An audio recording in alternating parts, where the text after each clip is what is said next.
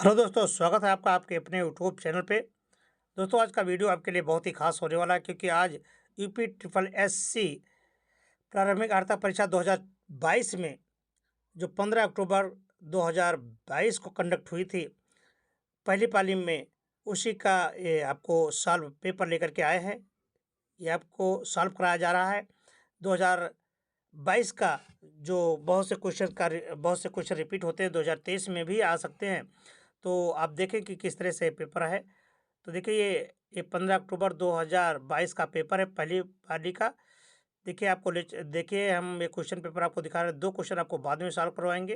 पहले ये तीसरे क्वेश्चन से चलिए। Choose the correct antonym disappointed. Disappointed का आपको उल्टा बताना है कि क्या है ये डिसअपॉइंटेड। तो डिसअपॉइंटेड का जो आपका होता है उल्टा, वो क्या होगा? सेटिस्फाई होगा। क्या होगा? सेटिस्फाई।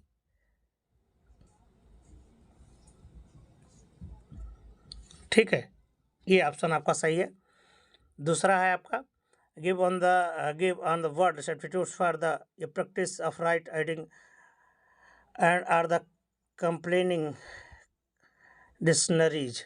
ये आपको बताने हैं इसमें से कौन सही है। तो साइकोलॉजीज, बायोग्राफीज, तो आपका ये ऑप्शन सही है फर्स्ट का। अगला क्वेश्चन देखिए, बड़ा ही इंपॉर्टेंट क्वेश्चन है आपका। अगला क्वेश्चन है कि एक महिला की ओर इशारा करते हुए नीलेश ने कहा कि वह मेरी पत्नी के दादा की इकलौती संतान की इकलौती बेटी है। महिला और नीलेश से किस प्रकार का संबंध है, ये आपको बताने हैं। तो देखिए यहाँ पर ये आपका मान लीजिए नीलेश है, तो नीलेश का दादा, दादा का इकलौता, दादा के की इकलौती संतान उसका पिता हुआ, और फिर उसकी इकलौती बेटी यानी वही हुई, और उसका संतान से क्या संबंध हुआ, इसका मतलब वो उसकी पत्नी हो गई। ठीक है,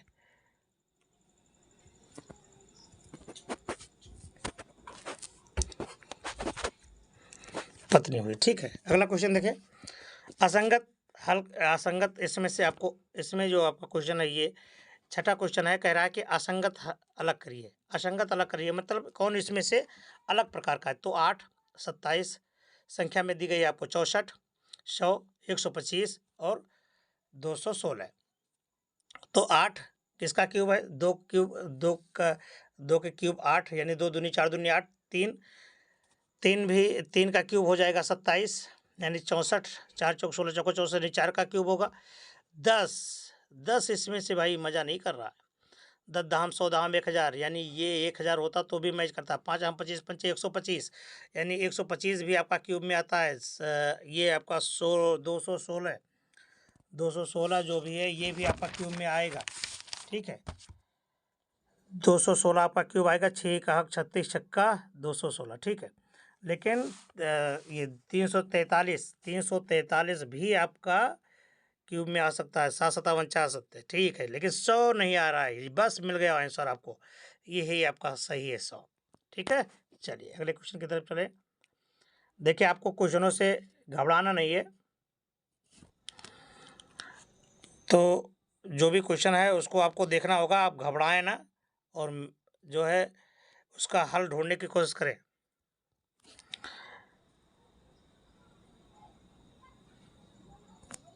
ठीक है, अगला क्वेश्चन है कि 1 जनवरी 2006 को रविवार था। ठीक है, ये क्वेश्चन कह रहा है कि 1 जनवरी 2006 को रविवार था। क्लियर? तो फिर कह रहा है कि देखिए यहाँ पर मिस हो गया है, तो यहाँ पर लिखा है 1 जनवरी। क्या लिखा है? अभी हम लिख करके आपको दिखाते हैं। तो क्वेश्चन कह रहा है, तो 1 जनवरी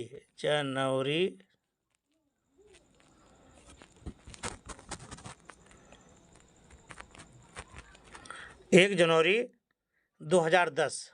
ठीक है, ये पूछ रहा है 1 जनवरी 2010 को सप्ताह का कौन सा दिन था। ठीक है, 1 जनवरी 2006 को रविवार था, तो 1 जनवरी 2010 को सप्ताह का कौन सा दिन था, ये आपसे पूछा जा रहा है। तो वो सप्ताह का दिन कौन सा था? शुक्रवार। कौन सही है आपका? शुक्रवार। ठीक है, अगला क्वेश्चन देखें।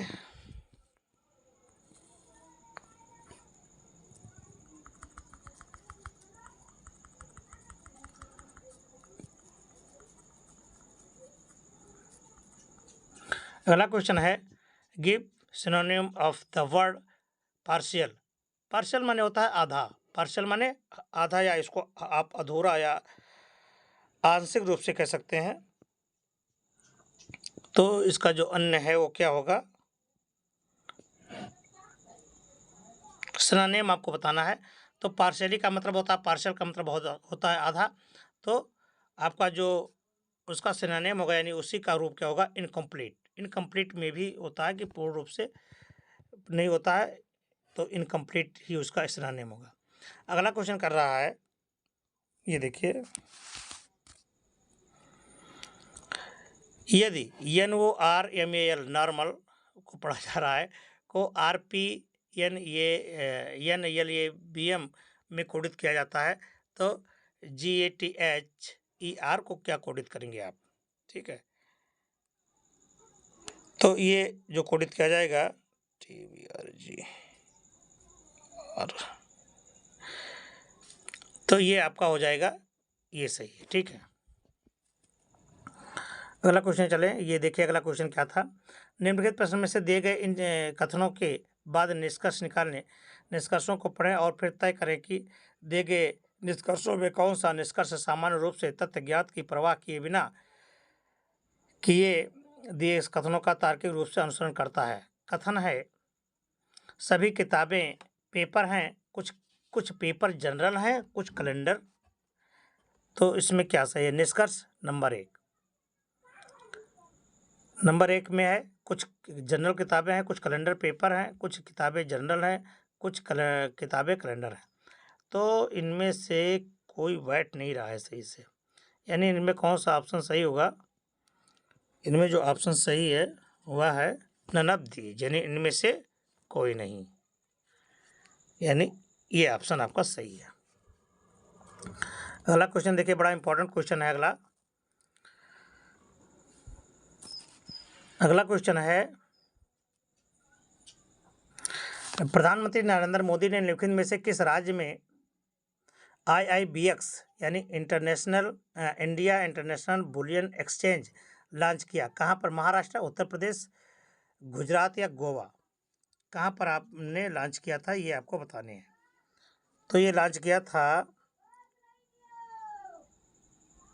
गुजरात में। कहाँ, गुजरात में। सही ऑप्शन कौन सा है आपका, आपका है गुजरात।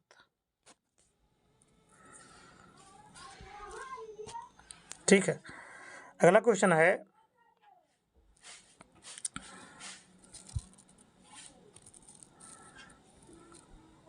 निम्नलिखित में से किस देश ने अगस्त 2022 में ताइवान के आसपास अपना अब तक का सबसे बड़ा सैन्य अभ्यास किया है।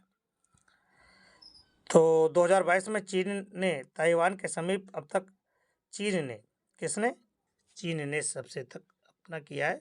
तो ऑप्शन आपका चीन जाएगा। क्लियर। चलिए अगला क्वेश्चन है अगस्त 2022 में भारत ने पहले अंडर वाटर मेट्रो का उद्घाटन निम्नलिखित में से किस शहर में किया गया था। तो ये क्वेश्चन है आपका कि अगस्त 2022 में भारत में पहले अंडर वाटर मेट्रो का उद्घाटन निम्नलिखित में से किस शहर में किया गया। तो अंडर वाटर जो मेट्रो का उद्घाटन किया गया वो कोलकाता से किया गया है। तो ये इसमें ऑप्शन आपका सही है, कोलकाता।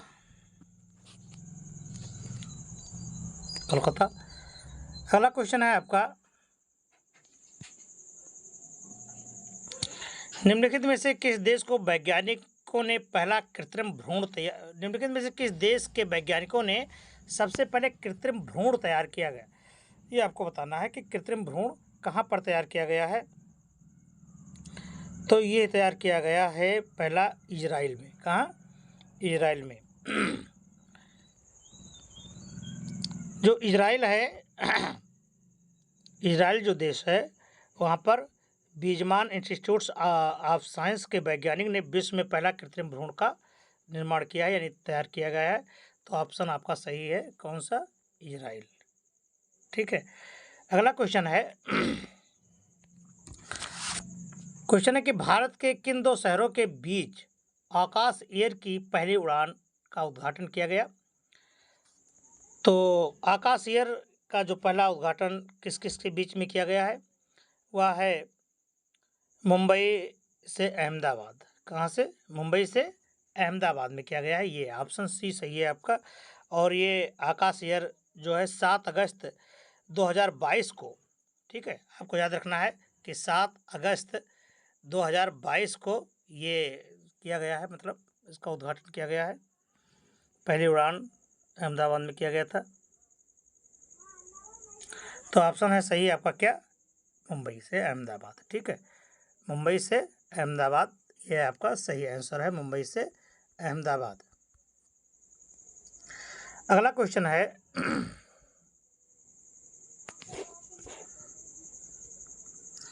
आज़ादी का अमृत महोत्सव के तहत बढ़े चलो अभियान निम्नलिखित में से केंद्रीय मंत्रालय द्वारा किस केंद्रीय मंत्रालय द्वारा शुरू किया गया? ठीक है, तो ये आपको बताना है कि किसके द्वारा चला गया। तो ये है संस्कृत मंत्रालय द्वारा। किसके द्वारा? संस्कृत मंत्रालय द्वारा। अगला क्वेश्चन है आपका, भारतीय सेना ने जुलाई 2022 में अखिल भारतीय उपग्रह संचार अभ्यास का आयोजन किया। कहाँ पर? इस स्पेस लाइट में, इनमें से कोई नहीं, या मून लाइट में, या फिर स्काई लाइट में। किस में किया गया? तो ये है आपका आंसर। कहाँ पर किया गया था? ये किया गया स्काई लाइट में। ठीक है, ये सही है आपका। अगला क्वेश्चन है आपका,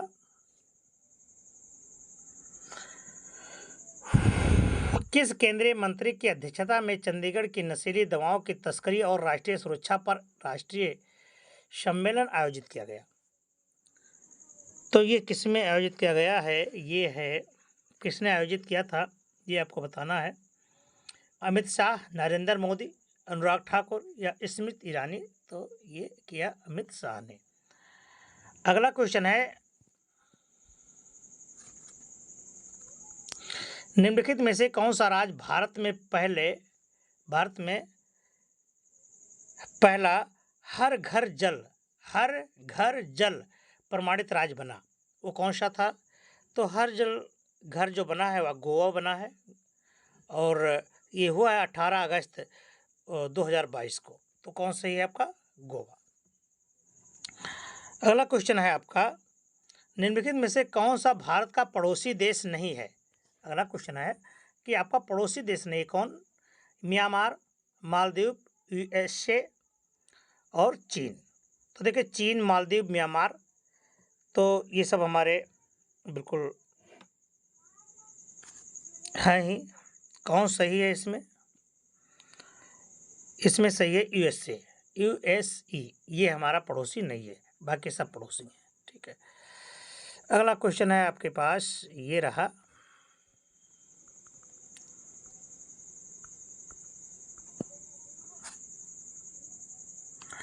निम्नलिखित में से आईआईटी ने भारतीय भाषा प्रौद्योगिकी को आगे बढ़ाने के लिए क्या क्या ये आई4 भारत में नीलकड़ी केंद्र की शुरुआत कहाँ से की गई?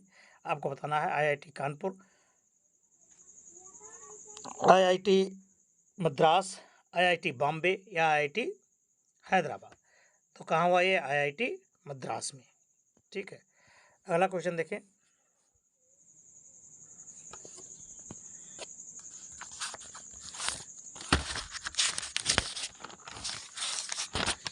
अगला क्वेश्चन है,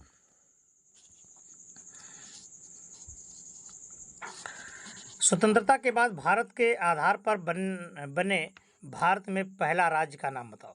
यानी स्वतंत्रता के बाद भाषा के आधार पर जो पहला राज्य बना है वह कौन सा है? तो वह राज्य है आंध्र प्रदेश। क्या? आंध्र प्रदेश अपनी भाषा के नाम से जाना जाता है, यानी भाषा के आधार पर बना है। 23 क्वेश्चन में कह रहा है ... लोकसभा के पद धारण करने की न्यूनतम आयु क्या है? न्यूनतम आयु क्या है? 21 वर्ष, 25 वर्ष, 18 वर्ष? तो क्या है इसमें? 25 वर्ष। ठीक है, अगला क्वेश्चन है, अंतर्राष्ट्रीय जैव विविधता दिवस किस तारीख को मनाया जाता है?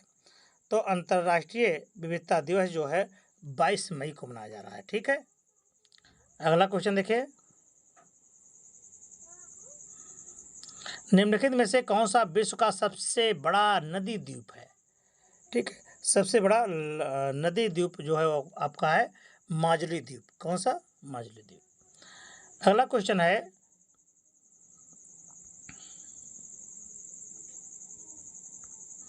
निम्नलिखित में से हंगरी की राष्ट्रीय मुद्रा क्या है? अच्छा, ठीक है, तो हंगरी की जो राष्ट्रीय मुद्रा है वह क्या है? हंगेरियन फोरिंट। क्या है? हंगेरियन फोरिंट, यानी आपका ये सही है। अगला है, अंतर्राष्ट्रीय ओलंपिक समिति का मुख्यालय कहाँ है? अंतर्राष्ट्रीय ओलंपिक समिति का मुख्यालय जो है वो कहाँ पर है? वह है स्विट्जरलैंड। कहाँ है? स्विट्जरलैंड। क्लियर। चलिए अगले क्वेश्चन की तरफ हम लोग बढ़ते हैं। निम्नलिखित में से किसने प्रसिद्ध पुस्तक पावर ऑफ द माइंड किसने लिखी थी? ये आपको बताना है। तो स्वामी विवेकानंद जी ने लिखी थी। किसने? स्वामी विवेकानंद ने। अगला क्वेश्चन देखें, यूएनएफसीसीसी का अर्थ क्या होता है? तो यूएनएफसीसीसी का अर्थ होता है United Nations framework convention of climate change. यानी कौन सा सही है? सी ऑप्शन आपका सही है। नौटंकी, अगला क्वेश्चन बड़ा ही रोचक है। नौटंकी निम्नलिखित में से किस राज्य का लोक नृत्य है? तो जो नौटंकी है वह आपका उत्तर प्रदेश का नृत्य है। कहाँ का? उत्तर प्रदेश का। ठीक है, उत्तर प्रदेश में जो लोक नृत्य है वह है नौटंकी। और भी देशों में मतलब प्रदेशों में जैसे राजस्थान, बिहार, मध्य प्रदेश अन्य में भी इसका आयोजन होता है, लेकिन उत्तर प्रदेश में लोक नृत्य है। अगला क्वेश्चन है आपका, देखिए ये आपको निम्नलिखित अनुच्छेद को ध्यान से पढ़कर पूछे गए प्रश्नों को प्रश्न 31 से 35 तक के आपको उत्तर इसी से देना है। ज्ञान राशि के संचित कोश को ही साहित्य कहा जाता है।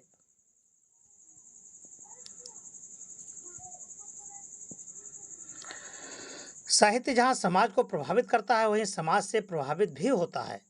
व्यक्ति समाज और साहित्य दोनों की रचना करता है। साहित्य में ही सभी अपने गौरवशाली इतिहास की जानकारी मिलती है। प्रत्येक युग का साहित्य अपने युग के प्रगतिशील विचारों द्वारा किसी न किसी रूप में अवश्य प्रभावित होता है। साहित्य हमारी कौतूहल एवं जिज्ञासा वृत्तियों और ज्ञान की पिपासा को तृप्त करता है। साहित्य से ही किसी राष्ट्र का इतिहास, गरिमा, संस्कृति और सभ्यता, वहाँ के पूर्वजों के विचारों एवं अनुसंधानों, प्राचीन रीति रिवाजों, रहन सहन और परंपराओं आदि की जानकारी प्राप्त होती है। इस काल में देश के किस भाग में कौन सी भाषा बोली जाती थी, उस समय की वेशभूषा क्या थी, रहन सहन कौन सा था, कैसा था, सामाजिक और धार्मिक विचार कैसे थे, यह सब उस समय के साहित्य अध्ययन से ज्ञात होता है।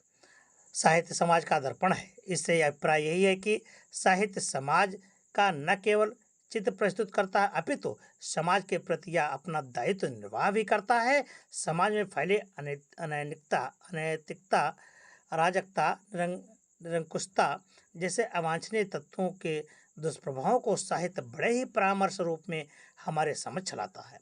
हिंदी साहित्य की आदिकाल से लेकर के आधुनिक काल तक रचित प्रायः सभी रचनाओं द्वारा तत्कालीन समाज की परिस्थिति, विचार व कार्य व्यापार की पूरी जानकारी प्राप्त होती है। ये भी सही है कि यदि साहित्य वास्तव में केवल समाज का दर्पण होता तो कभी यह साहित्यकार समाज की विसंगतियों और विडंबनाओं का प्रचार नहीं करता और उसे अपेक्षित दिशा बोध देने के लिए भी प्रयत्नशील नहीं रहता। समाज के प्रति साहित्यकार का दायित्व आशा का संचार करना, उत्साह और कर्तव्य बोध को दिशा देना आदि है। प्राचीन काल से ही लेकर आज तक के साहित्यकारों की यही गौरवशाली परंपरा रही है कि समाज की रूपरेखा जो कल्याणकारी व सुखद मार्ग द्वारा प्रस्तुत करने से सत्याहित और रचनाकार पीछे कभी नहीं हटता है। साहित्य में वह शक्ति है जो तोप और तलवार से भी, यानी वह शक्ति है जो तोप और तलवार से भी नहीं काटी जा सकती, यानी नहीं होती है। अब आपको क्वेश्चन दिया गया है कि साहित्य अपने दायित्व का निर्वाह किस प्रकार पूरा करता है? दर्पण के माध्यम से, इतिहास बताकर, पूरी जानकारी देकर या दुष्प्रभाव को सामने लाकर। ये आपसे पूछा जा रहा है। तो ये है दुष्प्रभावों को सामने लाकर। कौन सही है आपका? डी ऑप्शन आपका सही है। ठीक। अगला क्वेश्चन है,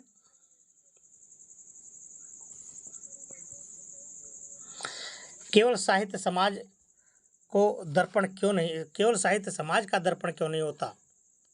क्योंकि साहित्य केवल समाज की विडंबनाओं और विसंगतियों को दर्शाता है। क्योंकि साहित्य द्वारा समाज की विडंबनाओं और विसंगतियों पर प्रहार करके उनमें सुधार लाने की कोशिश करता है। ठीक है, तो ऑप्शन कौन सही है आपका? ये सही है। अगला क्वेश्चन है आपका, प्रस्तुत पद्यांश की सर्वाधिक उचित शीर्षक क्या हो सकती है? वह हो सकती है साहित्य और समाज। क्या होती है? साहित्य और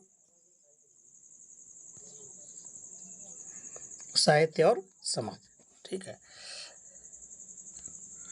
अगला क्वेश्चन है,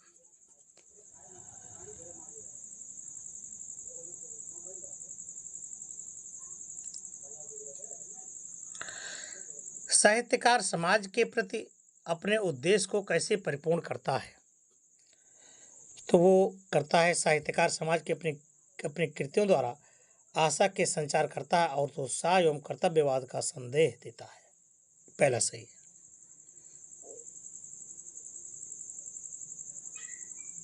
अगला क्वेश्चन आ गया आपका, साहित्य में हमें किस तरह के पुरानी पीढ़ियों की जानकारी देता है? तो ये जो साहित्य है ये हमें राष्ट्र का इतिहास, गरिमा, संस्कृत सभ्यता, पूर्वजों के विचार, अनुसंधान आदि तत्कालीन साहित्य द्वारा ही जाने जा सकते हैं। तो ऑप्शन आपका चौथा सही है। ठीक है। अगला क्वेश्चन देखें, आ गया आपकी स्क्रीन पर,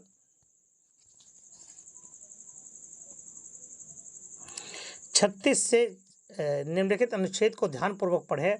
प्रश्न 36 से 40 तक के आपको इसका आंसर देना होगा, जो 36 से 40 है।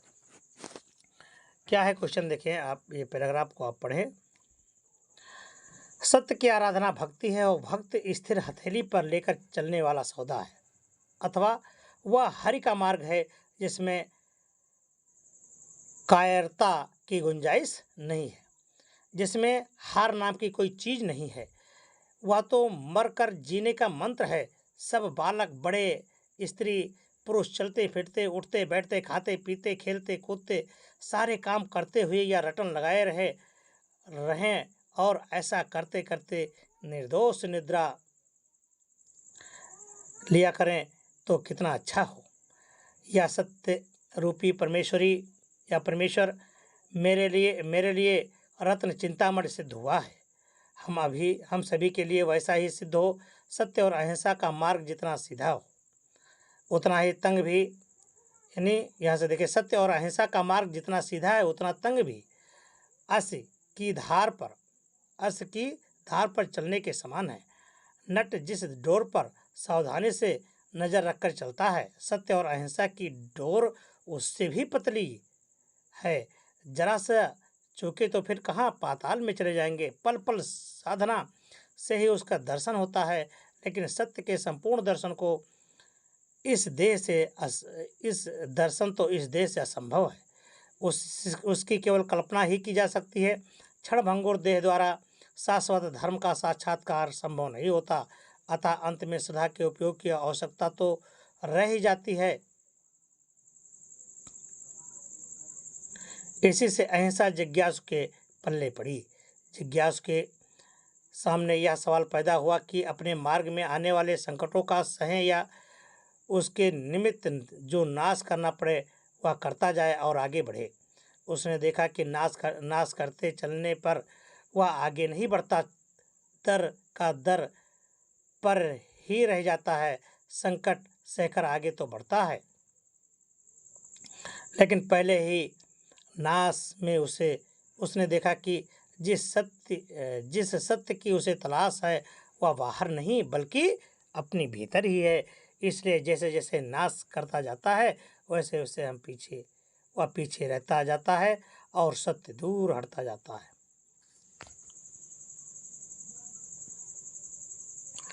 अब क्वेश्चन है आपका,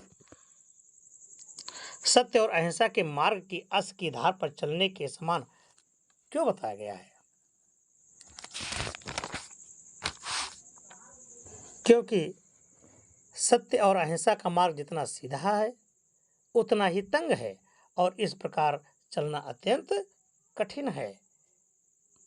तो ऑप्शन कौन सही है आपका? ऑप्शन ये सही है। अगला क्वेश्चन देखिए,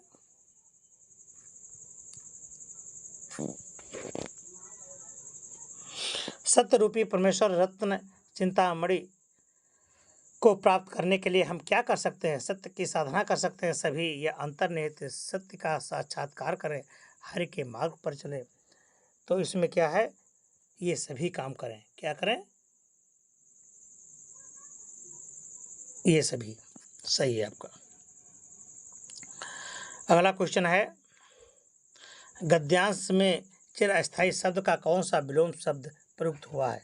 चिरअस्थायी, तो देखिए चिरअस्थायी में जो चिरअस्थायी शब्द का विलोम है, चिरअस्थायी शब्द का विलोम है क्षणभंगुर। क्या है? क्षणभंगुर। कौन सही है आपका? ये। सत्य की तलाश कैसे की जानी चाहिए, ये आपसे पूछा जा रहा। तो सत्य की तलाश श्रद्धा पूर्वक अति विद्यमान सत्य के मार्ग पर आगे बढ़ते हुए इस सत्य का साक्षात करें, ये सही है। अगला क्वेश्चन है आपका, जिज्ञासु को सत्य और अहिंसा के पथ पर चलते समय संकटों का सामना कैसे करना चाहिए?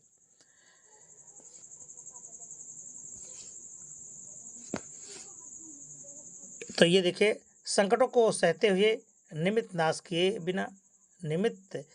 किए बिना आगे बढ़ना चाहिए, ये सही है आपका आंसर। अगला क्वेश्चन देखिए,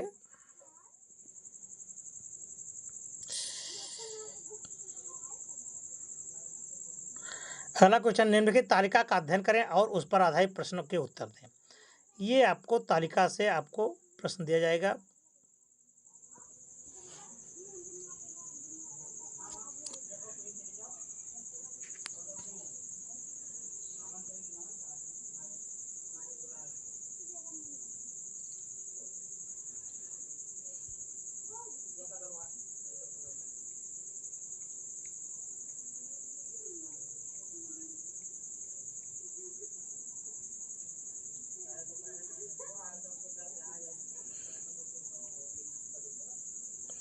इसमें पहला क्वेश्चन है कि एक क्वेश्चन देखिए, इसमें 41 नंबर क्वेश्चन मिस हो गया है। 41 से 45 तक बताया गया है कि निम्नलिखित में से 41 से 45 का आपको इसी में से उत्तर देना है। वर्ष आपको दिखाया गया है 2011, 12, 13, 14, 15। वेतन आपको 300, 340, 524, 340 और 450 है। ईंधन तथा परिवहन में व्यय आपको दिखाया गया है। बोनस, ऋणों पर ब्याज, कर पर ब्याज। अब कह रहा है कि 2011 में इन सभी मदों पर कुल व्यय 2015 में कुल व्यय पर कितना प्रतिशत था? ठीक है, 2011 के सभी पद में, सभी 2011 में इन सभी मदों पर कुल व्यय, और क्या कह रहा है, 2015 में कुल व्यय का लगभग कितना प्रतिशत था? तो 2011 में आपको देखिए, 2011 में वेतन, ईंधन, परिवहन, बोनस, ऋण ब्याज और कर, 300, ये सभी को अगर आप जोड़ लेंगे तो 300, 100, 400 कुल मिला करके आपको आएगा 400, फिर 2 बोनस, 13, 4 इतना, ये 50, ये आएगा आपका 500.4 लाख ऊपर का। और 2015 में सभी मद कितने आएंगे?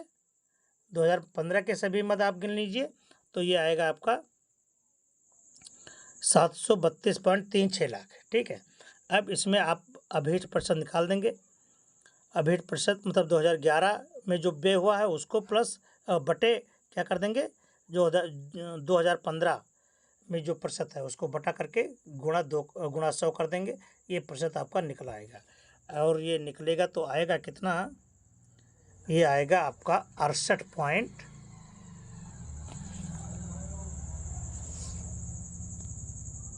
ये आएगा आपका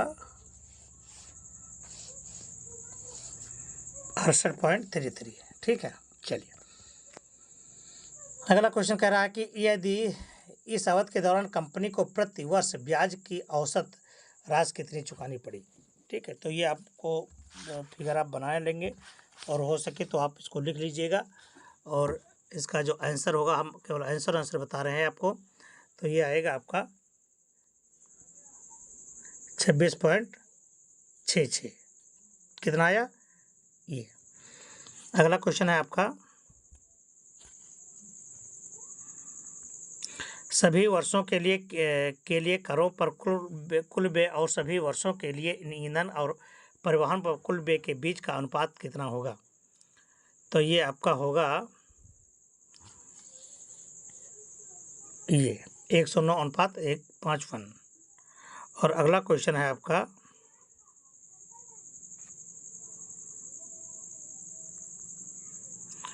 वर्ष 2013 के दौरान इन मदों पर कंपनी का कुल व्यय, कंपनी पर जब कुल व्यय निकालेंगे तो आएगा आपका 738 ये 0.44 लाख।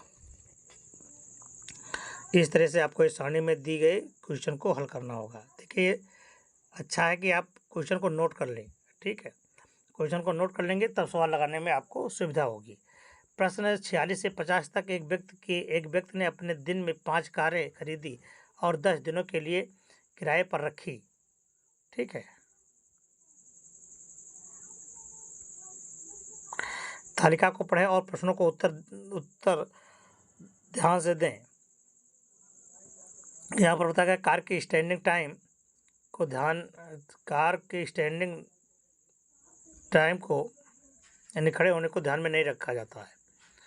ये देखिए, Alto, Swift, Tiago, Mini, Kwid. Car की माइलेज 25, 22, 30, 20, 25। प्रतिदिन का उपयोग डीजल की जो मात्रा ये है, और दूरी है 50 घंटे 10 दिनों में के दौरान कुल दूरी तय करने में लगा कुल समय 50 घंटा, 55 घंटा ये। अब आपसे क्वेश्चन कह रहा है कि ऑटो और क्विड दिए गए 10 दिनों के दौरान अपनी औसत गति के समान गति से एक दूसरे की ओर यात्रा कर रहे हैं। मिलने के बाद वो एक दूसरे की शुरुआती बिंदु की ओर यात्रा करते हैं।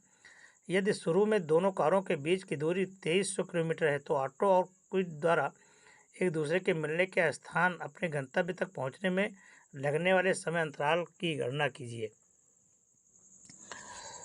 आपके जो ऑप्शन है वो इस तरह से हैं, 22 घंटे, 0 घंटा, कोई घंटा नहीं, तो ये है आपका ये दोनों साथ में पहुंचेंगे तो इसमें कोई घंटा नहीं, 0 घंटा होगा। दिए गए अगला क्वेश्चन है,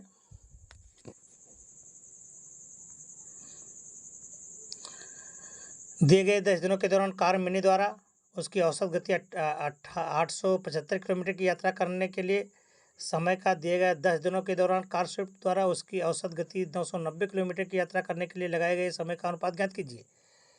तो वो है आपका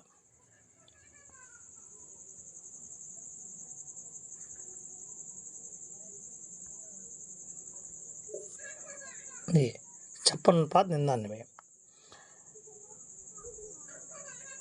अगला क्वेश्चन है,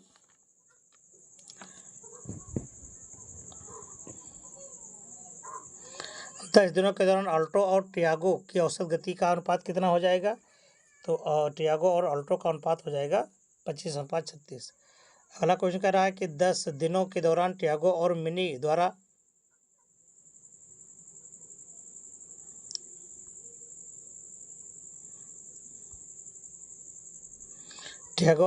तय की गई कुल दूरी का अनुपात कितना होगा।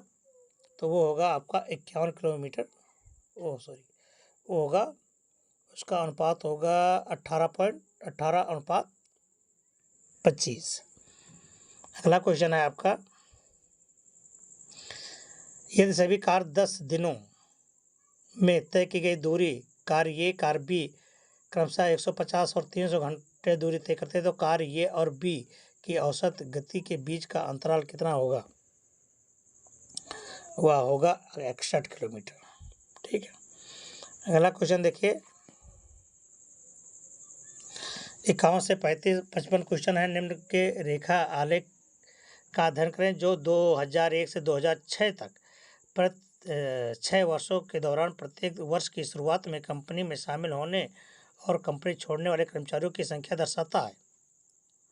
ये देखिए, 2000 में कर्मचारियों की संख्या, प्रारंभिक संख्या 5000 थी। ठीक है। 800, 600, 400, 200, 2001, 2002, 1, 2, 3, 4, 5, 6 में ये है आपका। और कंपनी में शामिल होने वाले कर्मचारियों की संख्या ये है। 2001 में शामिल हुए 500, छोड़ने वाले 400, 2000 में 450, छोड़ने वाले 600, ज्वाइन करने वाले 2003 में 600, छोड़ने वाले 550, 4 में 700, 5 छोड़ने वाले 500, 5 में 550 शामिल हुए और आपके आउटपुट हुए कितने? 600। 2006 में 700 शामिल हुए और 650 निकाले गए। तो क्वेश्चन है आपका कि 2003 के दौरान कंपनी में कार्यरत कर्मचारियों की संख्या कितनी है? तो उसमें कर्मचारियों की संख्या कितनी है? 5000। ठीक है, ये तो आप देख करके बता सकते हैं।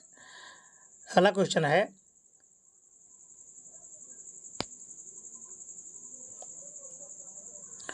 2002 से 2003 तक कर्मचारियों की संख्या में लगभग कितने प्रतिशत की वृद्धि हुई है? तो वृद्धि हुई है कितने प्रतिशत की? 1% की। 2003 में कंपनी में काम करने वाले कर्मचारियों की संख्या 2006 में कंपनी में काम करने वाले कर्मचारियों की संख्या का लगभग कितने प्रतिशत थी? वह थी आपकी 96%, 96.15%। ठीक है। अगला क्वेश्चन था आपका कि दी गई अवधि के दौरान किसी भी वर्ष में कंपनी में शामिल होने वाले कर्मचारियों की न्यूनतम संख्या और कंपनी छोड़ने वाले कर्मचारियों की अधिकतम संख्या का अनुपात, यानी किस में अधिक छोड़े गए और किस में अधिक ज्वाइन किए गए, वो अनुपात आपको बताने हैं। तो वो अनुपात वो है आपके बी में। ठीक है। अगला है,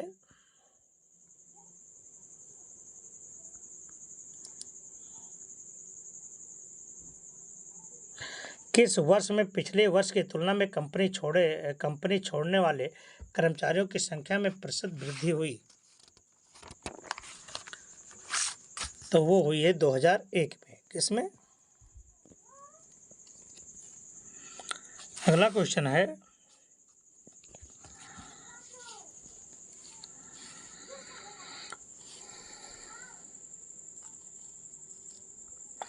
2015-16 का औसत उत्पादन निम्नलिखित में से किस वर्ष के युग्मों के औसत उत्पादन से बिल्कुल बराबर है? किसके? 2012 और 2017 में। अगला क्वेश्चन है आपका, 2011 की तुलना में 2018 में खिलौनों के उत्पाद में लगभग प्रतिशत वृद्धि हुई है? किसमें? कितना? 1%, यानी इतना। पहला। अगला क्वेश्चन है कि पिछले वर्ष की तुलना में किस वर्ष उत्पादन की प्रतिशत सबसे अधिक हुई है? तो ये है आपका 2017 में।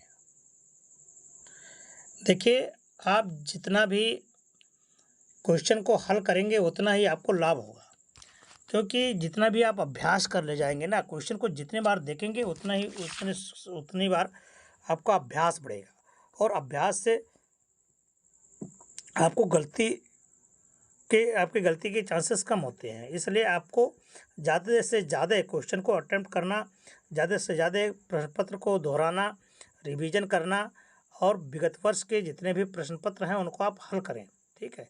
इससे आपकी बड़ी जो सहूलियत आपको मिलेगी और आपका पेपर भी अच्छे से हो जाएगा। ठीक है। चलिए अगले क्वेश्चन की तरफ चलते हैं हम लोग। कितने वर्षों में खिलौने का उत्पादन होगा, वो आपका है, वो तो हो ही गया 64। अगला क्वेश्चन है 2013 से 2014 तक खिलौनों के उत्पादन में लगभग गिरावट कितनी आई, 20%।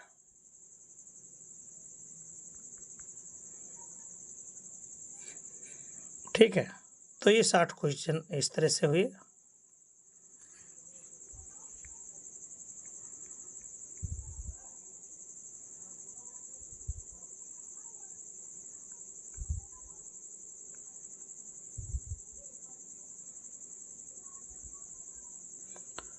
देखिए यहाँ से जो 55 से 60 जो क्वेश्चन थे आपको, 56 नंबर से जो क्वेश्चन दिए गए थे यहाँ पर एक मिस हो गया है, आपको सारणी दी गई थी, वो सारणी भी आपसे मिस हो गई है, उसके लिए हमें खेद है। हम अगले में ये दिखाने की कोशिश करेंगे। अगला है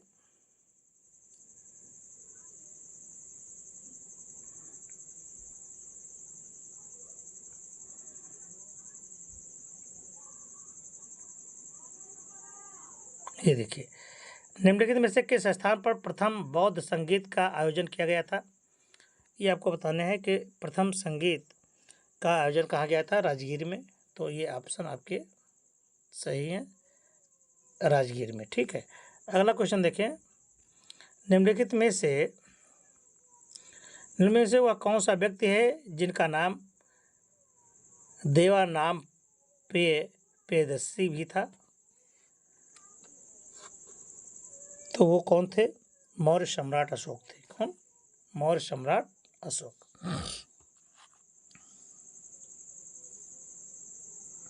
ठीक है, अगला क्वेश्चन है संगमरमर की प्रेत्रा ड्यूरा या रंगीन पत्थर की जड़ाई का काम किसको बहुत प्रिय था, यानी किसको बहुत लोकप्रिय हुआ, ये आपको बताने हैं। शाहजहां को, औरंगजेब को, अकबर को, तो किसके हुआ, शाहजहां को। अगला है आपका निम्नलिखित में से किस युग में तांबे का पहली बार उपयोग किया गया, यानी तांबा का उपयोग किस काल में हुआ था, ये आपसे पूछा जा रहा है। तो ये है ताम्रपाषाण काल। क्या, ताम्रपाषाण काल में तांबे का उपयोग किया गया, यानी आपका ऑप्शन है डी। ठीक है, अगला क्वेश्चन कह रहा है कि भूदान ग्राम दान आंदोलन निम्नलिखित में से किसके द्वारा शुरू किया गया था, ये बताना है आपको। तो ये विनोबा भावे द्वारा किया गया था। ठीक है,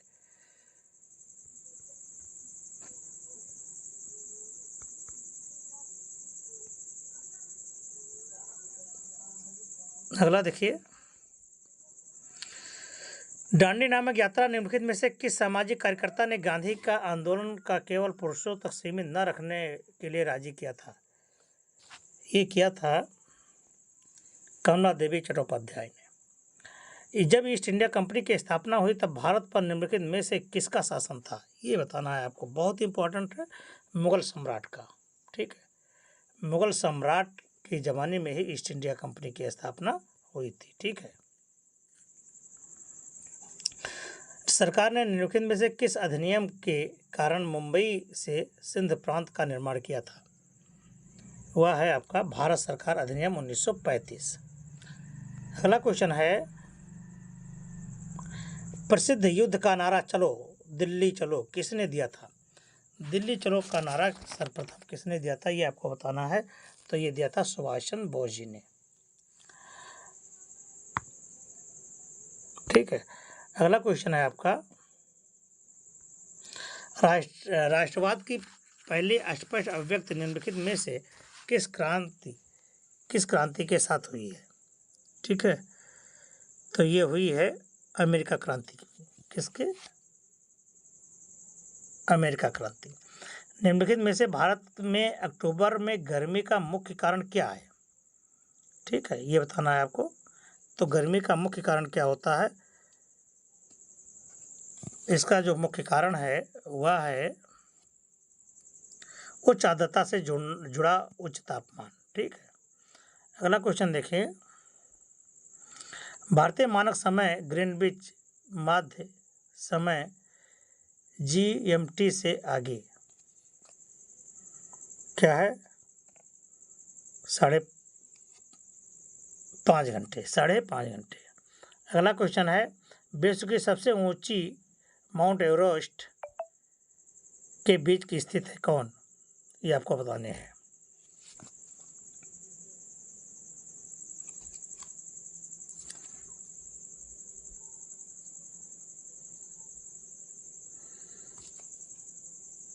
नेपाल और तिब्बत। किसके? नेपाल और तिब्बत में। अगला क्वेश्चन है, निम्नलिखित में से कौन सा जनसंख्या वितरण को प्रभावित करने का आर्थिक कारक नहीं है? वह है पानी की उपलब्धता। ठीक है, पानी की उपलब्धता। अगला क्वेश्चन है आपका कि भारत को पंचवर्षीय योजना को अंतिम स्वीकृति निम्नलिखित में से किसके द्वारा दी गई थी? ये आपको बताना है। राष्ट्रीय विकास परिषद, भारत के राष्ट्रपति, वित्त मंत्री, तो ये है आपके भारतीय राष्ट्रीय विकास परिषद। अगला है आपका, किसी भी विकासशील अर्थव्यवस्था के प्रारंभिक चरणों में अधिकांश गतिविधियां किसके क्षेत्र में होती हैं? ये आपको देखना है, प्राथमिक। ठीक है, तो ये आपका सही है। निम्नलिखित में से अगला क्वेश्चन है, निम्नलिखित में से कौन सा हरित क्रांति की रणनीति का हिस्सा था? हरित क्रांति की रणनीति का हिस्सा कौन था? ये आपको बताने हैं। तो ये है रासायनिक उर्वरता, पेड़नाशी, सभी सिंचाई, उपज। तो ये है सभी, जो सही है वो ये आपको टिक करना होगा, सही। अगला क्वेश्चन है,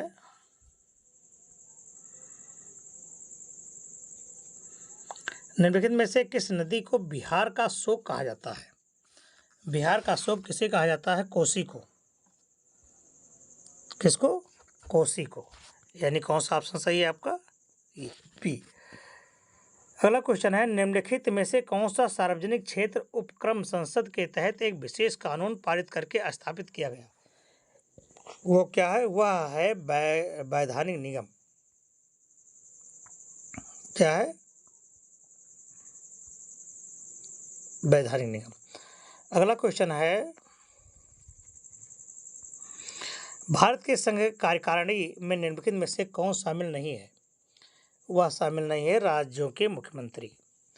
अगला क्वेश्चन है, निम्नलिखित में से कौन सा वाणिज्यिक बैंक नहीं है? वाणिज्यिक बैंक कौन सा नहीं है वो आपको बताना है, वो है CDB बैंक। अगला क्वेश्चन है आपका, भारत में राष्ट्रीय मानवाधिकार आयोग निम्नलिखित में से किस मंत्रालय के अधीन है? वह है आपका गृह मंत्रालय, वित्त मंत्रालय, रक्षा मंत्रालय, या इनमें से कोई नहीं? तो इनमें से कोई नहीं। अगला क्वेश्चन है आपका, निम्नलिखित में से किस केंद्र शासित प्रदेश में उच्च न्यायालय स्थापित करने का अधिकार है? तो वो है संसद को। किसको? संसद को। अगला क्वेश्चन ये रहा आपका,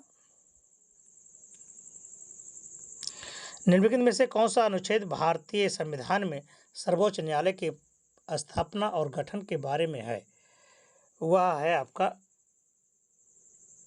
124। ठीक है, अगला क्वेश्चन है,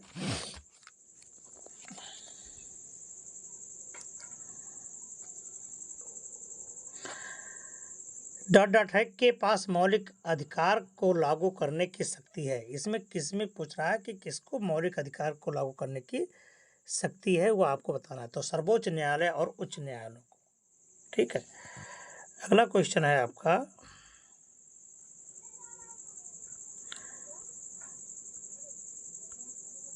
निम्नलिखित में से कौन सी गैस ग्लोबल वार्मिंग के लिए जिम्मेदार है?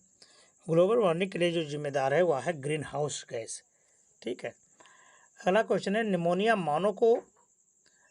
मानव शरीर के किस अंग को प्रभावित करता है? निमोनिया मानव के किस अंग को प्रभावित करता है? तो निमोनिया जो है फेफड़े को प्रभावित करता है। ठीक है। अगला क्वेश्चन है आपका, निम्नलिखित में से कौन सा वनस्पति रेशा नहीं है? वनस्पति रेशा नहीं है उसको आपको बताना है, तो वो है नायलॉन। ठीक है।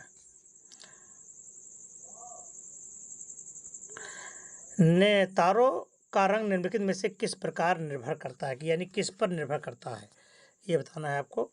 तो ये उसके तापमान पर निर्भर करता है। ठीक है। अगला क्वेश्चन देखिए, ये है आपका, अंडर ब्रैकेट 5.21 इंटू 6.32 माइनस इतना, इसका मान आपको निकाल के दिखाना है।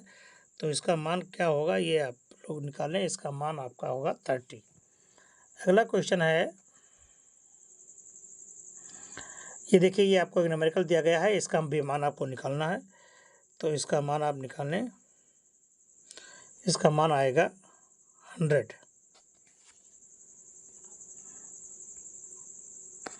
अगला क्वेश्चन देखें,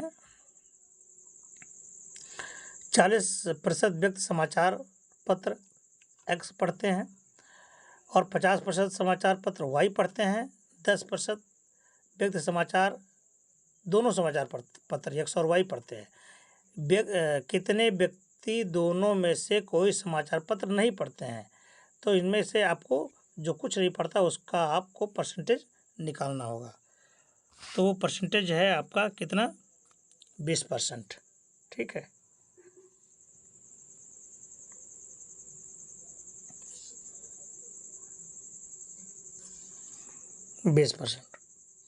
अगला क्वेश्चन है, 5 परिणामों का औसत 46 है और पहले 4 का औसत 43 है। तो पांचवा परिणाम ज्ञात करो। तो पांचवा परिणाम है आपका, अगला क्वेश्चन है 50 है। अगला देखिए 94 नंबर का क्वेश्चन बड़ा इंपॉर्टेंट है। √29.8116 प्लस √77.44, इसका मान क्या होगा? तो इसका मान है आपका 14.26। अब देखिए कुछ साइंस के क्वेश्चन आ गए हैं। पादप कोशिका भित्ति निम्नलिखित में से किसकी बनी होती है? ये आपको बताने हैं। जो पादप कोशिका जो होती है वो किसकी बनी होती है? सेल्यूलोज की बनी होती है। अगला क्वेश्चन,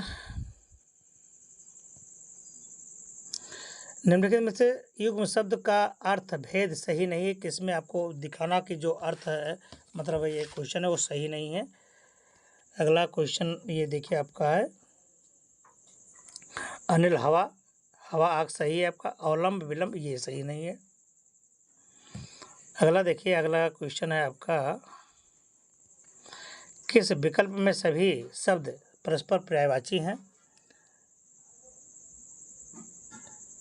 पार्वती, रुद्राणी, भवानी ये एक दूसरे के पर्यायवाची हैं, यानी ऑप्शन आपका सही है पहला। फिर अगला क्वेश्चन है, किस विकल्प में सही विलोम युक्त है, यानी शब्द का विलोम भी उसी में है। तो ये कौन सा है कि जिसका विलोम आपको सही है? तो नूतन, प्रानूतन ये सही है आपका। नूतन का जो विलोम है क्या है? प्रानूतन है, ये भी सही है। तो ये आपका सही हो गया। ख्याली पुलाव पकाना मुहावरे का क्या अर्थ है? तो ख्याली पकाना यानी ख्याली पुलाव पकाना का अर्थ होता है असंभव बातों की कल्पना करना। असंभव बातों की कल्पना करना। तो कौन सही है आप में? ये ऑप्शन सी सही है। और अगला और अंतिम क्वेश्चन है आपका, महर्षि शब्द का सही संधि विच्छेद होता है। तो महर्षि शब्द का सही संधि विच्छेद होता है महाधन ऋषि। ठीक है, यानी महाधन ऋषि है, ये आपका सही है। ठीक है, तो इस तरह से आपके लगभग 100 क्वेश्चन पूरे हो गए हैं। ठीक है, फिर मिलते हैं हम आपको अगले क्वेश्चन में, तब तक के लिए।